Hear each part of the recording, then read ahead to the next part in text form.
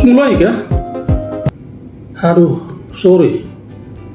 Ini itu SMS, jadi SMS-nya terlalu panjang. Kamu tahu toh, kadang tong suami ini tong takut tong pemain tua.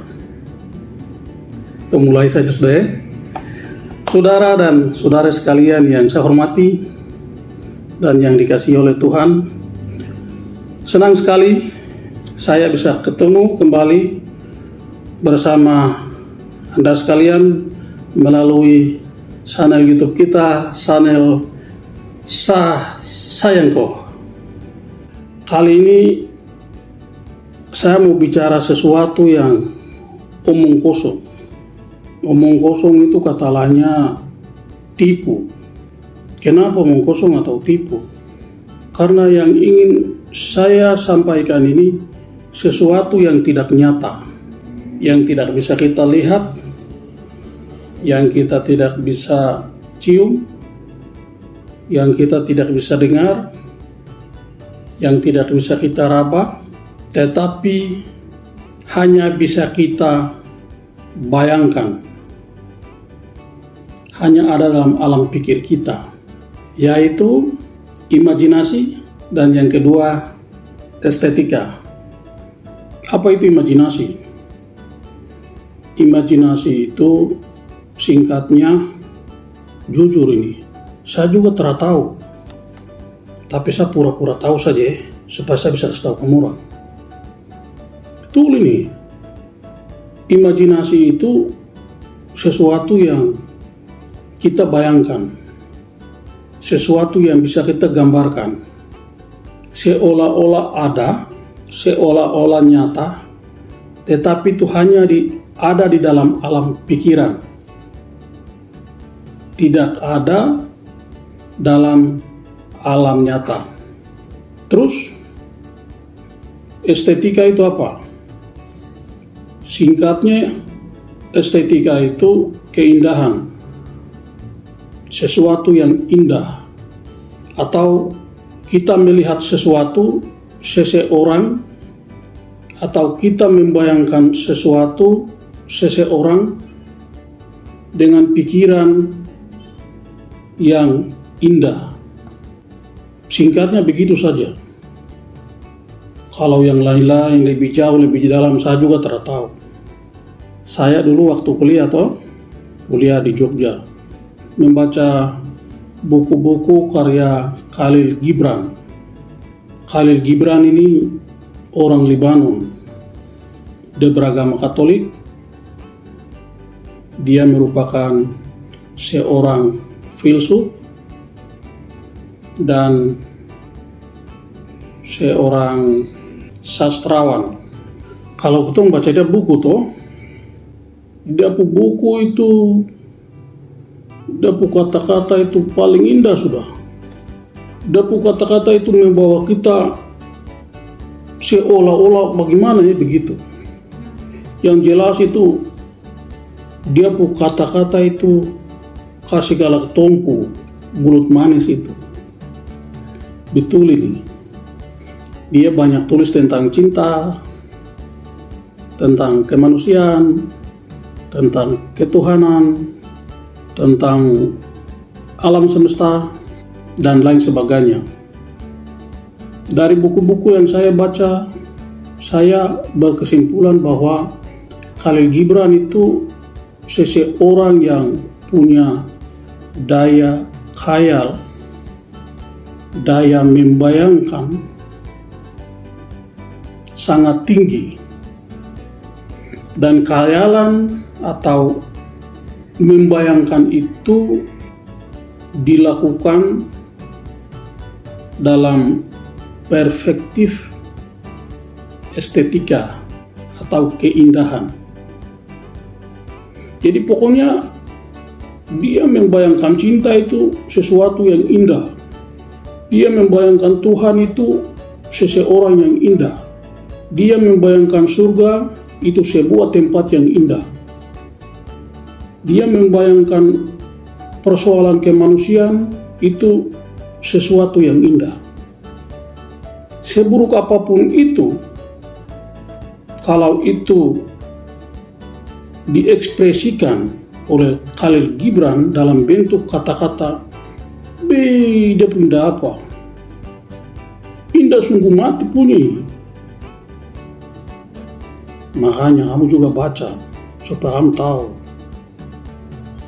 Nasa salah cerita baru kamu bilang udah cerita itu mengkusung. Saya mau tanya kamu orang, dulu kalau orang tua dorang cerita dongeng, sambil mendengarkan dongeng, apalagi dongeng itu sesuatu yang indah, biasanya apa yang kamu orang bayangkan? Apa yang kamu orang bayangkan itu sesuatu yang bukan nyata kan? Yang sampai sekarang itu hanya ada di dalam alam pikir. Tidak pernah kamu orang temukan itu sebagai sebuah kenyataan. Betul toh? Terus, apa yang kamu orang bayangkan tentang surga?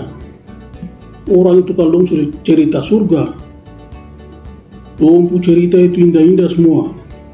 Tak ada cerita surga yang jelek. Ada yang bilang di surga itu suasananya begini, ada yang bilang surga itu suasananya begini. Yang saya bingung ini, orang yang cerita ini, dong pernah ke surga kapan Macam dong baru pergi berkunjung ke surga, baru kembali ke bumi, baru cerita dengan kita orang begitu. Jadi kadang orang cerita surga itu seperti kita orang pergi ke Hong Kong, terus lihat keindahan Hong Kong di waktu malam, baru setelah pulang ke rumah, kita cerita pukul tinggi. Kita bilang, Hong Kong itu begini, Hong Kong itu begitu. Kalau itu nyata, karena kita pergi Hong Kong baru kita datang cerita. Walaupun kadang ceritanya sedikit abu nawas karena kita tambah-tambah lagi.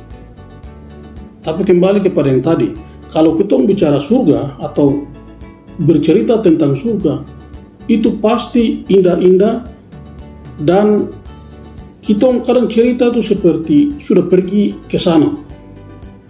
Jadi sebenarnya surga itu bagi kita yang sedang memikirkan surga sebagai suatu tempat yang indah, itu tidak nyata, hanya ada dalam alam pikiran kita. Sekalipun surga itu ada, tetapi menggambarkan surga seperti apa, itu tidak nyata. Iya toh? Atau kau pernah pergi ke sana? Kalau kau tidak pernah pergi ke sana itu kau jangan cerita bunawas itu. Sekarang saya mau kasih tahu hal lain lagi. Untuk kita orang laki-laki ini, kalau kita orang lihat seorang perempuan yang telanjang bulat atau bugil, bagaimana reaksi kita dan apa yang ada dalam pikiran kita? Saya ini normal, jadi saya mau kasih tahu kamu.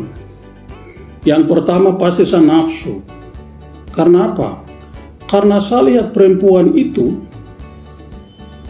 sebagai lawan jenis saya, lawan seksual saya yang menggairahkan. Kamu juga sama, jangan kamu bilang saya saja. Begitu juga sebaliknya. Kalau perempuan orang lihat seorang laki-laki ini, dia bugil atau telanjang bulat, itu pasti dia rasa nafsu sebagai seorang wanita normal. Iya toh. Tetapi dalam kaitan dengan apa yang tadi saya sebut sebagai estetika atau keindahan, sesuatu yang hanya ada dalam alam pikir kita, maupun sesuatu atau seseorang yang ada dalam alam nyata, tidak selalu dipandang atau dilihat dari perspektif atau cara pandang tertentu. Misalnya tadi, kalau kita orang lihat perempuan telanjang, yang ada dalam otak kita hanya nafsu dan berhubungan seksual. Begitu juga sebaliknya, dari perempuan ke lelaki. Padahal jika ketelanjangan dan kemolekan seorang perempuan dan seorang laki-laki dipandang atau dinilai dari perspektif estetika atau keindahan yang ada dalam pikiran kita, yang nampak di depan kita adalah seorang makhluk ciptaan Tuhan yang paling indah. Jadi kalau kita orang lihat perempuan yang cantik itu, kita melihat dia sebagai seorang makhluk ciptaan Tuhan yang indah. Dan kita menikmati keindahannya bukan dengan cara nafsu kah, bukan dengan cara berhubungan badan kah, tetapi dengan cara memuaskan perasaan dan pikiran. Ya kalau mau dikaitkan dengan masalah seksual, sebut saja begini sudah. Kita kasih puas kita pun nafsu ini dengan perasaan dan dengan pikiran saja, tanpa ketong bikin. Jadi ketelanjangan itu bisa dilihat dari mata keindahan, bukan mata nafsu. Karena itu sesungguhnya kalau kita menemukan orang tertentu yang berprofesi sebagai seorang fotomodel, itu tidak bermaksud untuk membuat kita orang yang laki-laki itu untuk bernafsu, tetapi itu menjadi objek yang bisa kita lihat dari perspektif cara pandang estetika atau keindahan. Bagian begitu itu juga penting supaya kau tahu. Jadi begitu. Terus imajinasi dan estetika ini pentingkah untuk kita orang? Ya sepanjang kita orang ini masih punya perasaan dan pikiran itu penting. Kecuali kok jadi robot, hidup tapi terpakai perasaan dan terpakai pikiran, itu baru terpenting. Percaya atau tidak percaya, dalam setiap hidup kita sehari-hari, kita selalu berimajinasi, membayangkan sesuatu yang indah, seseorang yang indah, suatu tempat yang indah. Iya toh? Begitu. Makanya saya cerita tadi itu Khalil Gibran itu. Saya setelah baca-baca dia punya buku itu, saya macam merasa dia ini sepertinya punya pacar kah, tunangan kah, kekasih kah di alam imajinasi. Jadi macam ada kekasih fiksi begitu, yang tidak ketemu secara nyata, tidak berkomunikasi secara nyata, tidak saling bercumbu secara nyata, tetapi semua aktivitas itu justru terjadi di alam imajinasi. Dan imajinasi itu dibangun dalam suasana yang indah. Dan dia menikmati itu. Iya toh, daripada kau pikir yang stres-stres terus, kau daripada pikir yang terbaik-terbaik terus, kau juga bisa ciptakan itu. Kau ciptakan pikiran yang indah-indah, kau ciptakan seseorang yang indah, kau ciptakan suatu tempat yang indah, kau ciptakan sesuatu yang indah dalam kau punya pikiran, dan kau berimajinasi seolah-olah sedang berada di situ, sedang menikmati keindahan itu di situ, dan sedang berbahagia di situ. Ya, dengan kata lain kita sebut saja ini macam kita ada di dunia fantasi. Dunia fantasi. Aduh, kalau saya sudah bilang fantasi lagi, nanti kamu tanya fantasi itu apa? Fantasi dengan imajinasi itu hampir sama. Atau itu sebut sama saja sudah ya. Supaya itu antara bingung-bingung lagi. Jadi begitu. Terus saya cerita begini untuk apa ya? Pokoknya saya juga tidak tahu. Yang penting saya cerita itu sudah selesai. Kamu orang mau bingung kah? Kamu orang mau mengerti kah? terserah saja. Karena saya juga bingung. Ini saya bingung kan saya mengerti ini. Oh begitu, tapi kamu sudah tahu toh? Sayang kok.